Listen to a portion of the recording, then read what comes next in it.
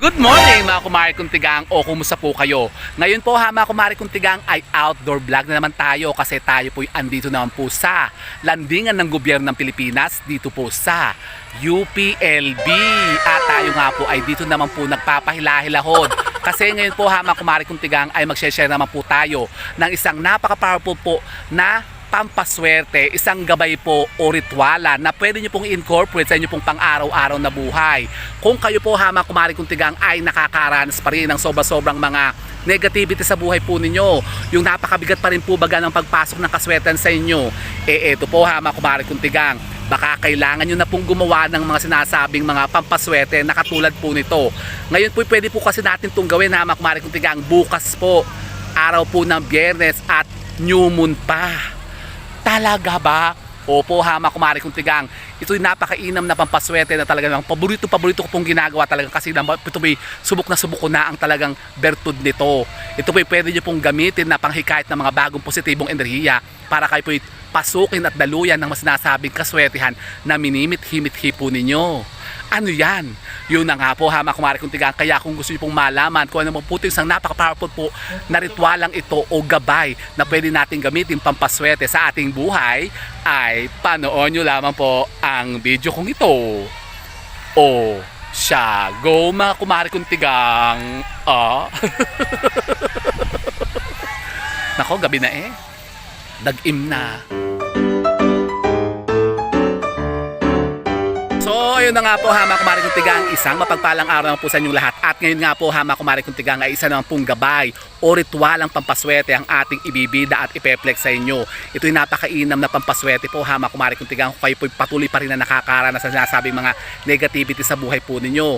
Halimbawa, kung kayo po may mga problema sa pera, lagi hama kumari kong tigang na hindi na kayo naubusan ng mga yung halimbawa utang. Nako po, sumaryose. Halimbawa kayo po laging walang pera, lagi kayong nalulubog sa utang, tapos kayo po lagi na lamang naghihirap sa buhay po ninyo. Kung yan ang mga problema po ninyo, hama kumari kong tigang pera, syempre yan ang problema kasi ng lahat pera. Ganito po ang gawin po ninyo. Bukas po hama kumari kong tigang ay gawin nyo po ito, isang napaka-powerful po na ritualan na pwede po natin gamitin panghikayat naman ng mga sinasabing positibong enerhiya na magpapadaloy sa atin ng mga positive energy. Positibong enerhiya, positive energy pa. Hindi po yung mga positive energy po ng kaperahan. Sa pera po hama kumari kong tigang.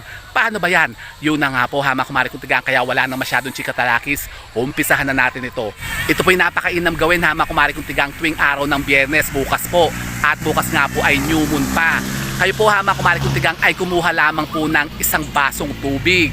At anong gagawin natin sa tubig na iinumin? Hindi po hama kumari kong tigang, kumuha kayo ng isang malinis na isang basong tubig, tapos kayo po kumuha lamang po ng 3 pirasong barya.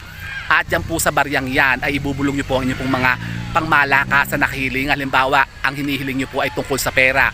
Yan, hilingin nyo yan dyan, ibulong nyo dyan sa barya at tubig na yan na kayo'y pagkalooban ng maraming pera. Halimbawa, kayo po'y lubog sa utang. Hilingin nyo rin dyan hama kumari kong tigang sa barya at sa tubig na yan na kayo'y makabayad na ng mga pagkakautang po ninyo para kayo po'y talagang makaahon na sa hirap. Leche. Nako, dag-in na hama kumari kong tigang. Siya, bilisin na natin ito. So, ganun lang po ang gagawin po ninyo hama kumari kong tigang. Gawin nyo po ito mga around 6:30 hanggang 9:30 po ng umaga. Tapos kayo kumuha po ng isang basong tubig. Malinis po hama kumari kong tigang. Tapos kumuha po kayo ng 3 piraso pong barya. Silver coins po hama kumari kong tigang, piso po. Yan, tapos yung pong baryang yan ay bubulungan po ninyo ng mga pangmalakasan yung kahilingan.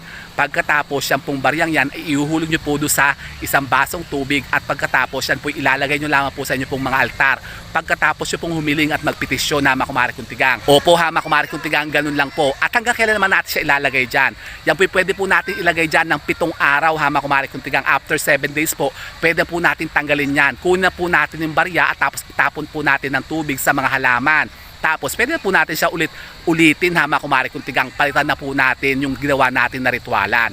Nako, kapag kaya po naman ay napamanifest po ninyo hama kumari kong tigang, napagana po ang bertud niyan, talagang kayo po'y dadaga sa inang sinasabing mga kaswertehan na yan sa kaperahan. Kaya subukan nyo na po yan hama kumari kong tigang. Kung di nyo pa nasusubukan yan, subukan nyo po para malaman nyo po kung ano pong maaring maidulot na pagbabago niyan sa mga buhay ninyo.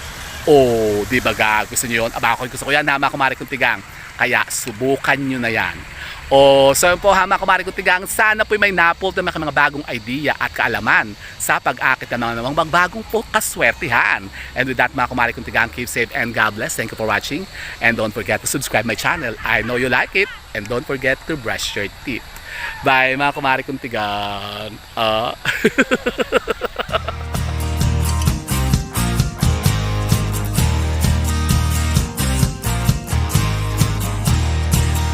Ano ba yan? Napaka ingin ng mga tao. Ano bang meron? Parang may activity ata sila dito eh. Siya? Tayo na. Ako'y baka abutin pa ng ulan dito.